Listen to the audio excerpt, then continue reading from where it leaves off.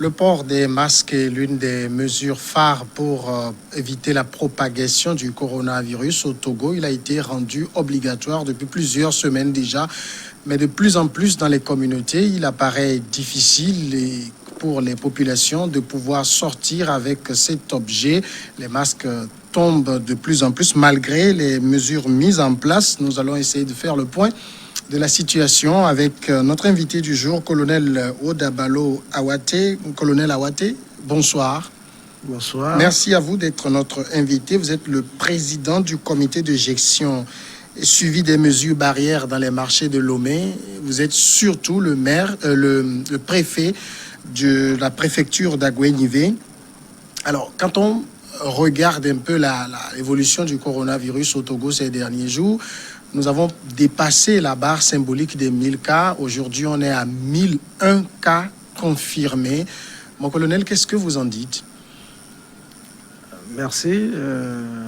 Merci d'abord de nous avoir invités. Je salue également les téléspectateurs de la télé. Au jour d'aujourd'hui, en tant qu'acteur sur le terrain, nous constatons qu'effectivement, le virus existe et la maladie au coronavirus existe et le virus continue par circuler dans notre pays, malgré les mesures édictées donc, par le gouvernement. Nous constatons que nous avons encore des efforts à fournir, des stratégies justement à peaufiner, de manière à amener nos concitoyens à un changement de comportement, c'est-à-dire à l'intégration des mesures barrières dans les habitudes, dans les actions de chaque jour. La situation sur le plan national, c'est que toutes les préfectures sont désormais touchées. On en a 39. Il n'y en a plus une seule qui est à l'abri. Est-ce que c'est source d'inquiétude? C'est source d'inquiétude. Source d'inquiétude parce que nous voyons tout ce que vous faites d'abord, vous, les journalistes, et pour justement véhiculer le message du gouvernement, le message du président de la République. Et malgré tout ce tapage médiatique, nous constatons toujours que le virus continue à courir. C'est une source d'inquiétude. On se demande alors, est-ce que nous prêchons dans le désert? En réalité, non. Mais est-ce que nous ne prêchons pas suffisamment? Ou bien qu'est-ce qui manque pour que les habitudes puissent changer et vraiment barrer la route au virus? C'est tout ce diagnostic qu'on va faire aujourd'hui. Et quand on regarde aussi la situation, au départ, c'était, disons, une maladie importée parce que c'est des gens qui étaient venus avec la maladie. Mais on est maintenant avec des cas communautaires. Il y a beaucoup de foyers de la maladie qui sont des cas communautaires. Est-ce que c'est simplement parce que les mesures barrières ne sont pas respectées? C'est ce qu'on va dire simplement? Mais je crois que c'est ça. Je crois que c'est parce que les mesures barrières ne sont pas suffisamment respectées. Il y a de temps en temps des relâchements au niveau individuel comme au niveau collectif. Et dès qu'il y a une faille, évidemment, le virus continue sa course.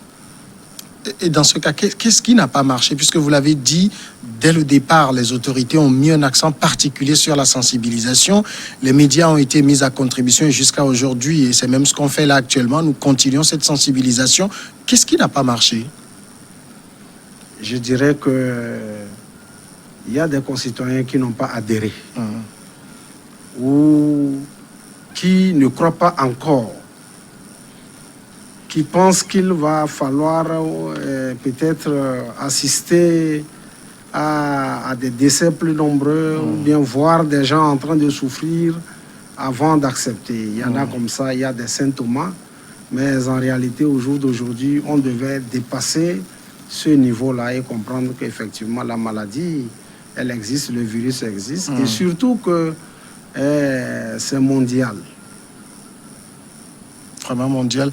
Il y a un relâchement, parce que dès le début, on a vu, je ne sais pas si c'est dû à l'effet de la panique, Mais rapidement, dans nos contrées ici, les gens se sont eux-mêmes mis à fabriquer des masques et tout.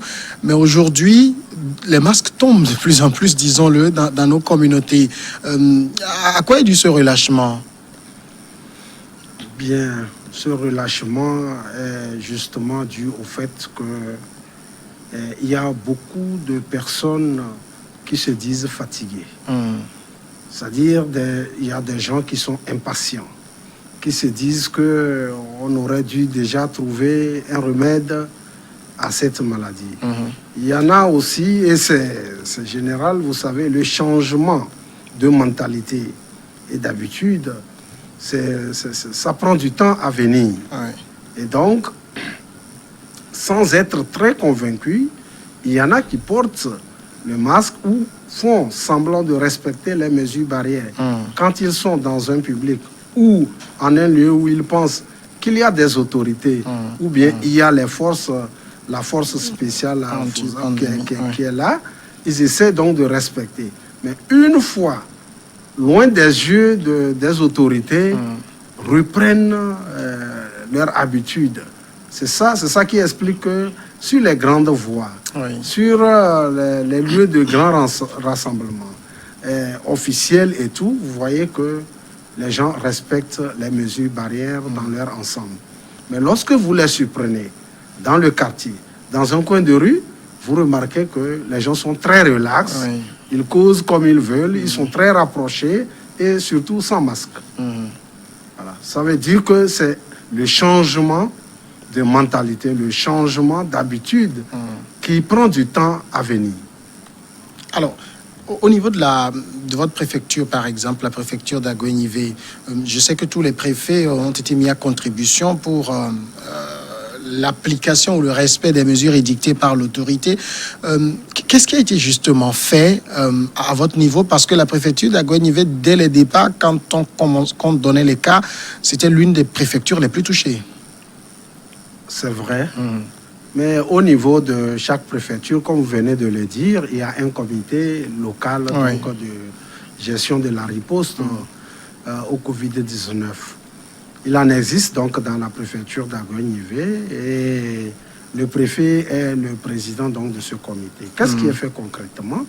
D'abord, au niveau de la préfecture, nous avons démembré donc, ce comité en comité communaux. Et donc, chaque maire est président d'un comité communal de la même composition que, enfin, des mêmes services et, disons, des organisations de la société, tout comme au niveau préfectoral. Ce qui fait qu'à ce niveau, le relais est assuré par le maire et tous ceux qui sont membres de son comité. Plus loin, également au niveau des villages, chaque village est doté d'un comité villageois de riposte contre la Covid-19. Ce qui, là, à ce niveau, justement, sont impliqués les comités de développement, la chefferie traditionnelle, les organisations de la société civile, les chefs religieux, de manière à ce que l'information puisse aisément circuler. Donc voilà, nous avons 3 échelons et là où c'est des quartiers également, il y a un comité de quartier chargé de sensibiliser, de veiller et de signaler les cas extrêmes de non-respect des mesures barrières. Voilà comment c'est fait et nous sommes souvent alertés au niveau de tous ces échelons. Il faut aussi préciser qu'à tous les échelons, le corps médical est impliqué. Ce qui fait que lorsque des cas sont détectés, très rapidement, c'est remonté au niveau sectoriel et les dispositions sont prises pour les analyses ou bien pour prendre en compte donc, le cas signalé. Voilà ce qui est fait. De l'autre côté, sur le plan disposition, le comité préfectoral a veillé à ce que justement tous les lieux publics soient dotés des LM, donc des dispositifs de lave-main, et que les responsables soient respectés, soient sensibilisés pour le respect donc des mesures barrières au niveau de ces installations publiques. Voilà à peu près ce que je peux dire. Et si je devais m'appesantir, pour aller jusqu'au marché. Donc, Oui. les maires qui gèrent donc évidemment les marchés ont également pris les dispositions pour mettre ces dispositifs de lave-mains au niveau des marchés, impliquer les marchandes et marchands, puisque généralement ces marchands sont organisés en association, les impliquer dans la sensibilisation et dans la surveillance aux côtés des gestionnaires directs que sont les régisseurs et les collecteurs de tickets. Donc voilà grosso modo ce qui est fait. Il y a eu également des dons, que la coordination nationale envoie, ou bien que des associations aussi ont donné, et tout cela a contribué à prendre les mesures qu'il faut et à sensibiliser. Maintenant, c'est au niveau du respect que nous trouvons qu'il y a des failles, et c'est ça qui se signale par des cas qui s'augmentent au jour le jour. Est-ce que vous avez une lisibilité de la situation, par exemple, au niveau de votre préfecture précisément? Parce que moi, je sais, quand je consulte au quotidien le site du gouvernement dédié à la maladie, on a changé de mode de communication. On ne dit plus véritablement les quartiers, on les regroupe par district, mais pour vous qui êtes préfet, président donc, du comité préfectoral de gestion du Covid-19, est-ce que vous avez une lisibilité de la situation à votre niveau? Oui, nous avons une lisibilité. Chaque jour, justement, nous faisons le point et nous rendons compte au niveau de la coordination nationale. Je peux dire qu'au jour d'aujourd'hui, quand on parle des cas, donc confirmés, la préfecture d'Agogne-Ivé a 96 cas confirmés, depuis le début jusqu'aujourd'hui. Ok. Voilà. 96 cas confirmés. Je ne suis pas si alarmant que ça, mais n'empêche, c'est quand même important. Bien, alors, à tous les niveaux que vous avez détaillés tout à l'heure, donc on a vu l'implication du corps médical. En même temps, il y a aussi une autre situation qui s'est développée avec la maladie, c'est la baisse du niveau de fréquentation des hôpitaux par peur d'être contaminé. Est-ce que vous veillez à votre niveau à ce que même sur ces lieux-là où les gens qui souffrent d'autres pathologies, parce que le palud, ça continue, un certain nombre d'autres pathologies continuent, les dispositifs existants soient là pour rassurer les populations justement pour qu'elles puissent venir à l'hôpital? Absolument, et c'est un cas très important. Au départ, les gens ont commencé par hésiter, comme si c'était justement les centres de santé qui étaient les points de contamination de la maladie. Mais avec la sensibilisation et surtout les dispositions prises au niveau de tous les centres, que ce soit les centres publics ou privés, et nous avons veillé à ce que les dispositifs, les barrières soient respectées au niveau des centres de santé. Et je crois, au dire du directeur préfectoral de la santé, que la confiance est revenue et que beaucoup de personnes consultent maintenant pour d'autres pathologies. Voilà, je crois que c'était quand même humain, d'hésiter, parce qu'on pense que c'est là où on pouvait avoir la maladie. Mais je crois que c'est un problème réglé. En même temps, j'avais dit en vous présentant que vous êtes le président du comité de gestion et de suivi des mesures barrières dans les marchés de Lomé. Les marchés, on le sait, c'est un lieu de forte concentration humaine.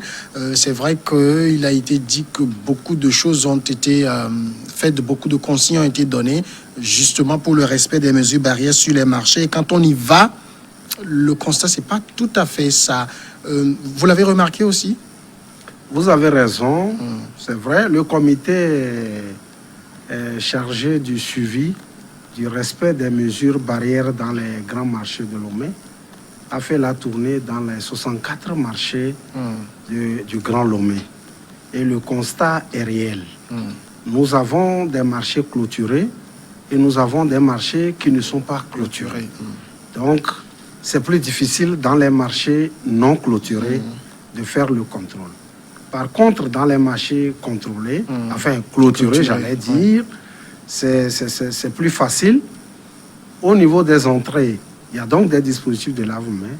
En plus, il y a des vigiles qui veillent à ce que tous ceux qui veulent aller au marché, pénétrer dans le marché, puissent se laver les mains, qu'ils soient correctement protégés et avant d'avoir accès donc dans le marché. Au sein des marchés encore, il y a d'autres dispositifs de lave-mains qui permettent aux marchands des marchands de se laver régulièrement les mains.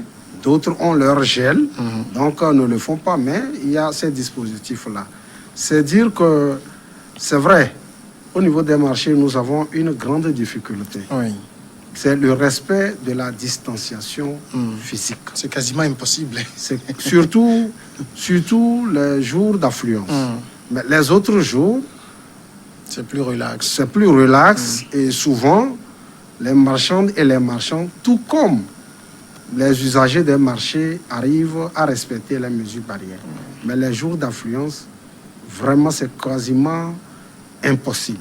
C'est pourquoi nous insistons justement à ce niveau sur le port correct des bavettes, de manière à ce que les gens puissent se protéger et protéger les autres.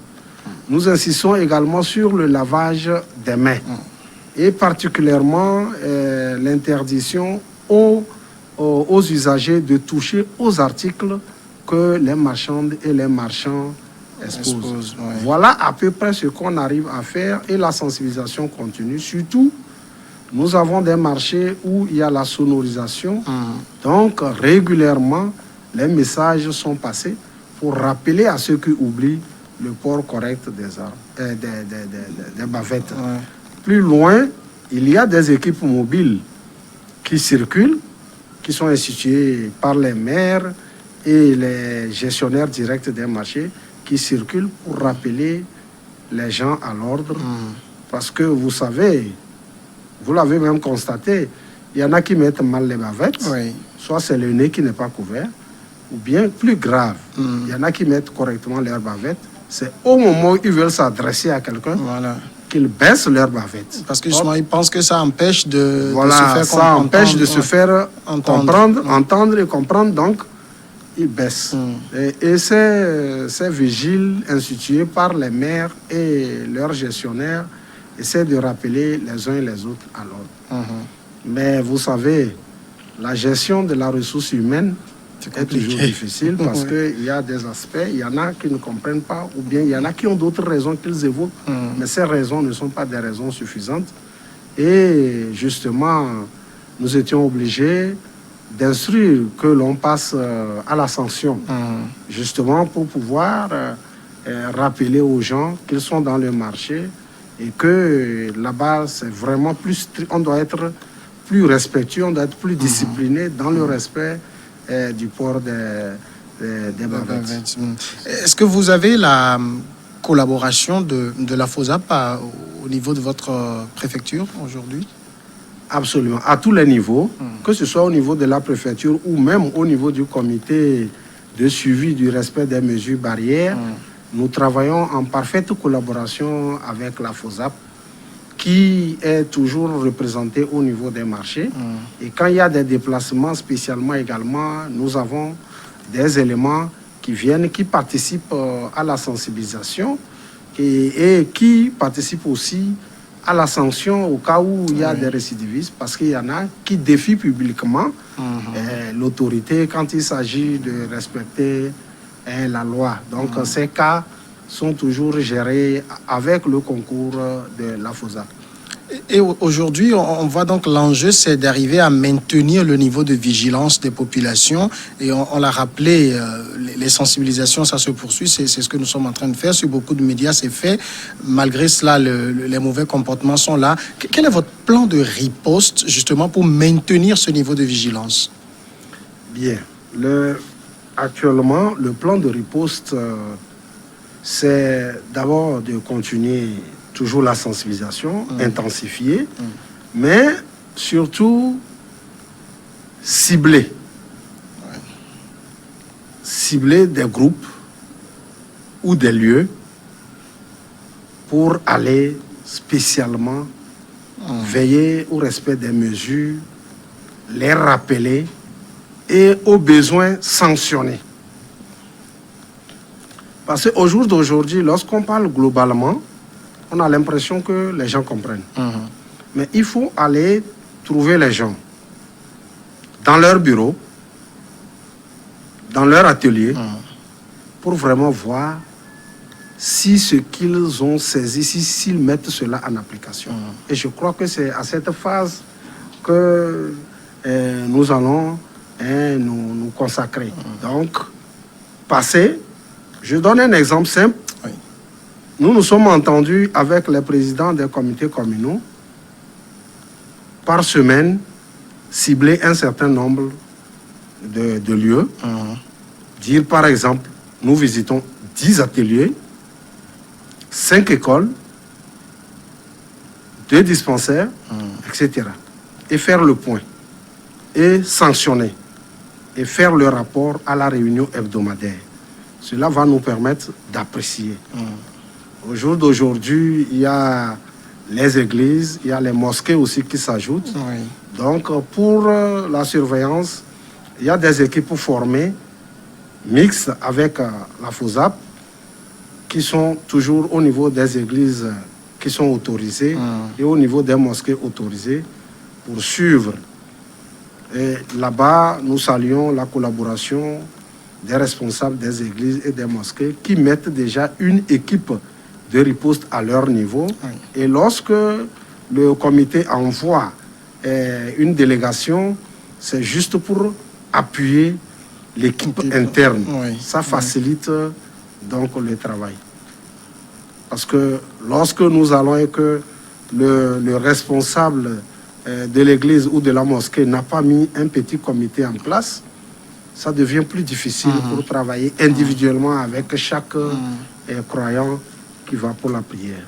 Mais il y a aussi un autre lieu de rassemblement et qui s'anime véritablement, surtout en soirée, c'est les bars et les restaurants.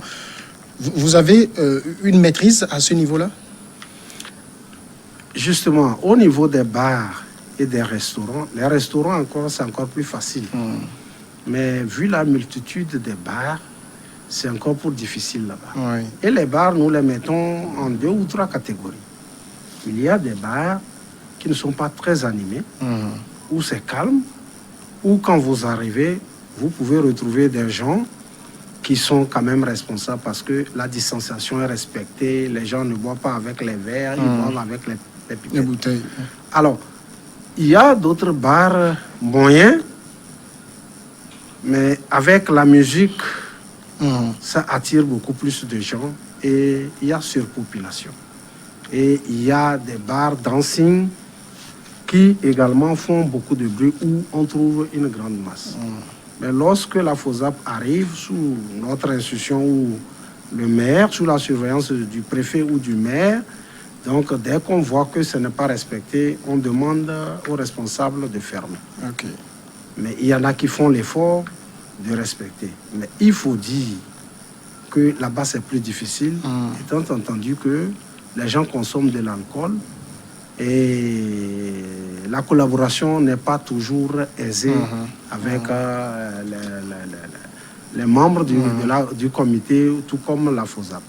Mais avec tact, la FOSAP arrive toujours à mettre de l'ordre. Il y a aussi la situation dans les lieux de funérailles, parce que on est en Afrique, on sait comment on fait nos funérailles. C'est vrai qu'à un moment donné, l'autorité a dit, lors des funérailles, pas plus de 15 personnes. Mais avec la levée d'un certain nombre de restrictions, je pense qu'on a ouvert un peu plus les vannes. Quel contrôle vous arrivez à avoir à ce niveau? Bien.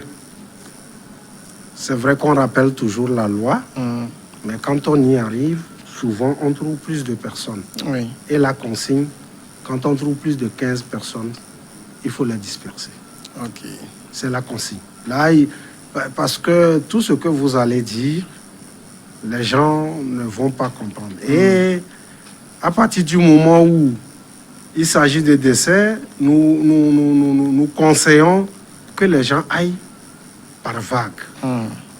Et quand quelqu'un arrive qui a plein de gens, ce n'est pas la peine de s'attarder, il faut partir. Donc plusieurs fois, nous étions obligés de demander à la police de disperser les gens et que la famille compose juste une quinzaine de personnes pour aller pour les obsèques. Même au cimetière, des fois, quand ils arrivent, ils constatent qu'il y a des gens qui attendaient déjà au cimetière.